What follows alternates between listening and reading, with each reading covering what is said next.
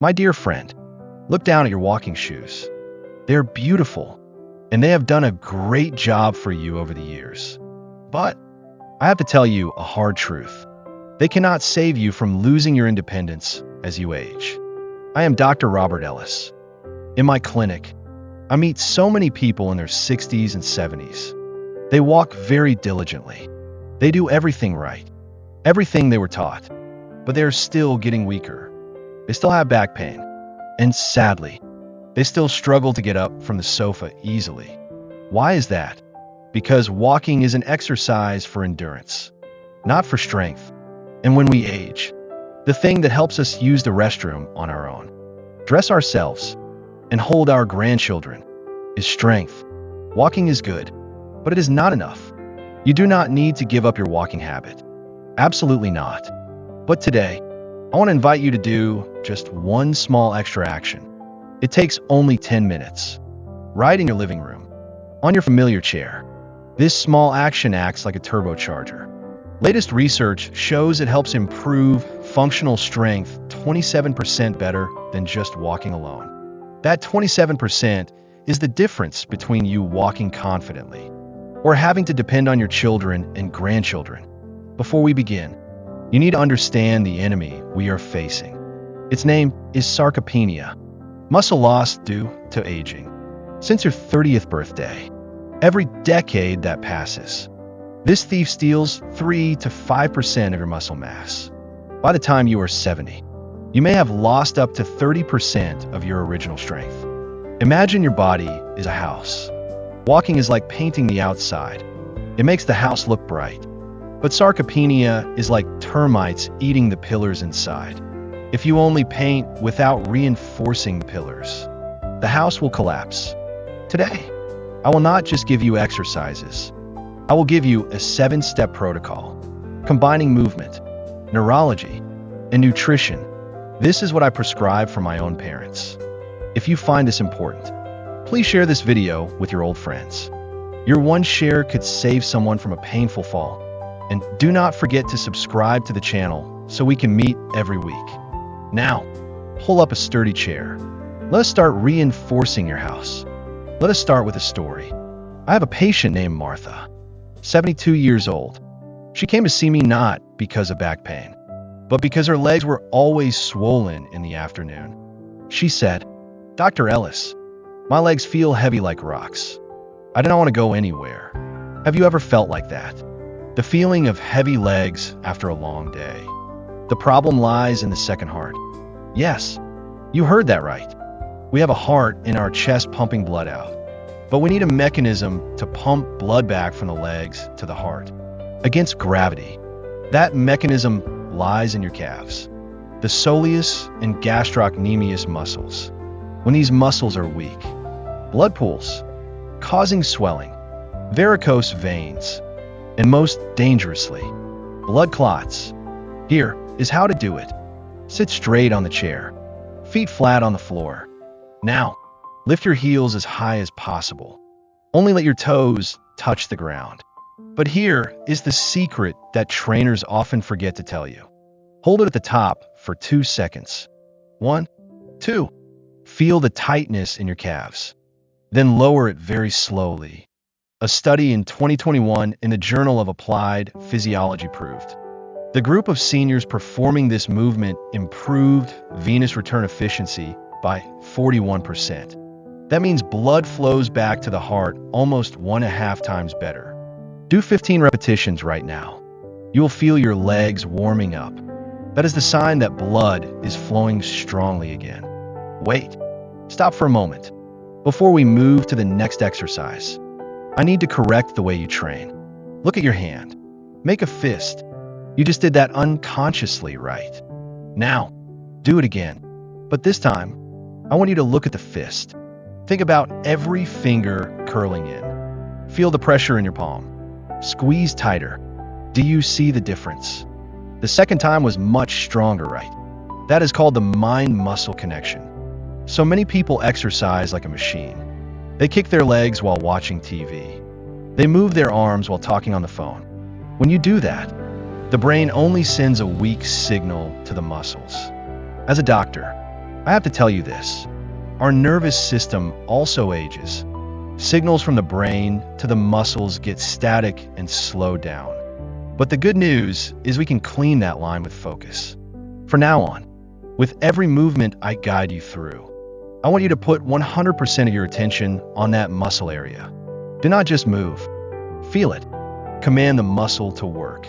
Neurological studies show that high focus can activate twice as many muscle fibers compared to mindless exercise. Do not exercise more. Exercise deeper. Do you agree with me? Please comment "I agree" below if you commit to focusing from this moment on. Now, with that intense focus, let us talk about the biggest fear of older adults: knee pain. The University of Vermont published a study tracking 400 people over 5 years.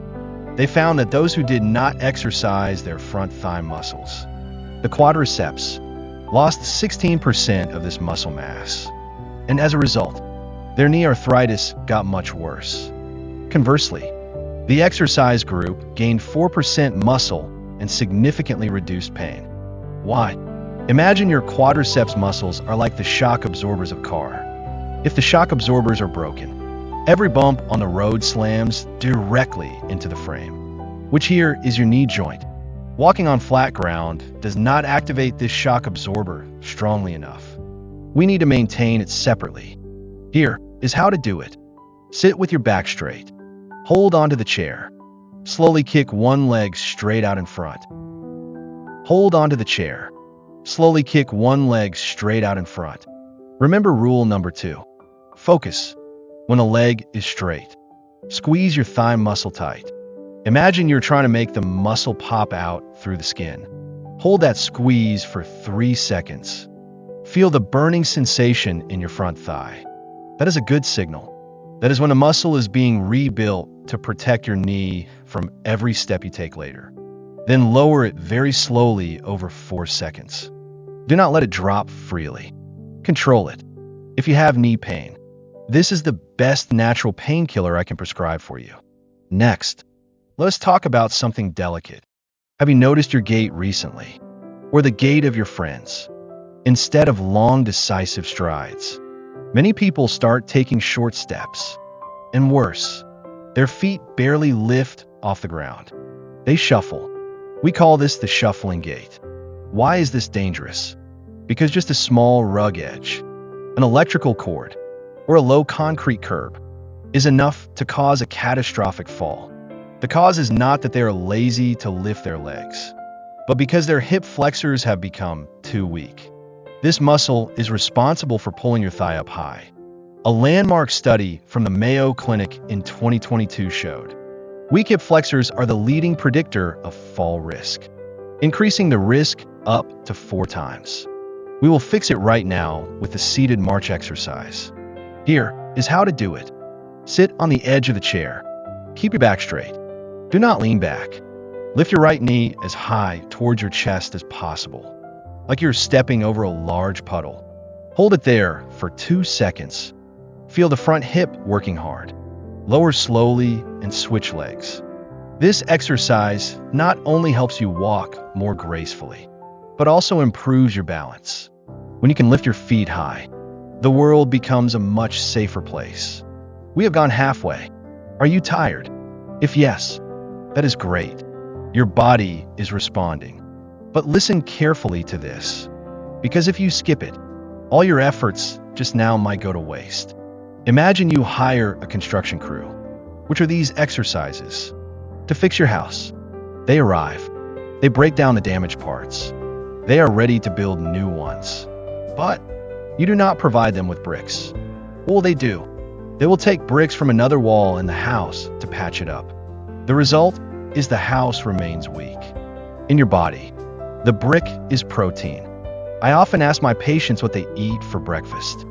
The answer is usually, "Oh, Dr. Ellis, I eat very lightly, a bowl of oatmeal, or a slice of toast with jam." That is a fatal mistake. When we age, the body becomes stubborn in absorbing protein.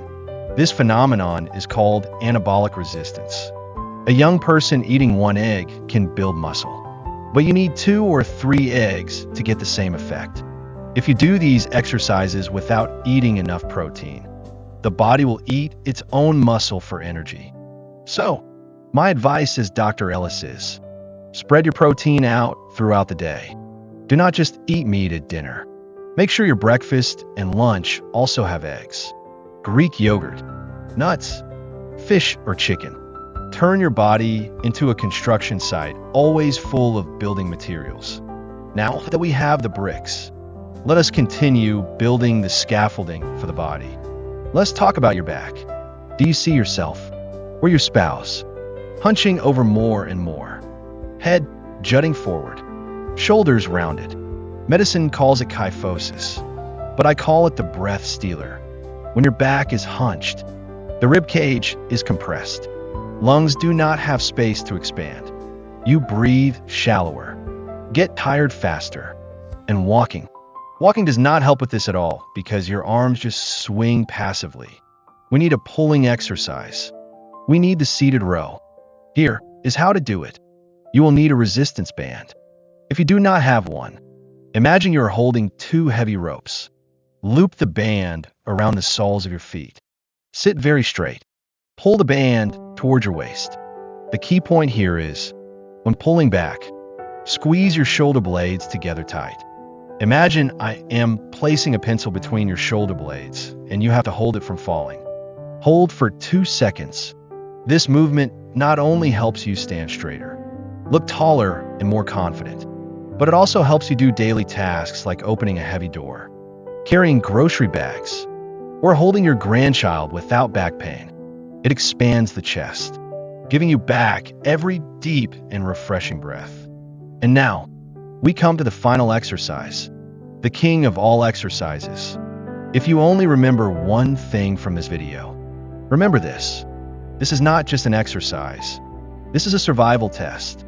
A famous study in the European Journal of Preventive Cardiology followed 2,000 people and found that the ability to sit down and stand up from the floor or a low chair without using hands for support is directly linked to your lifespan. Those who could not do this had a risk of death 5 to 6 times higher during the study period.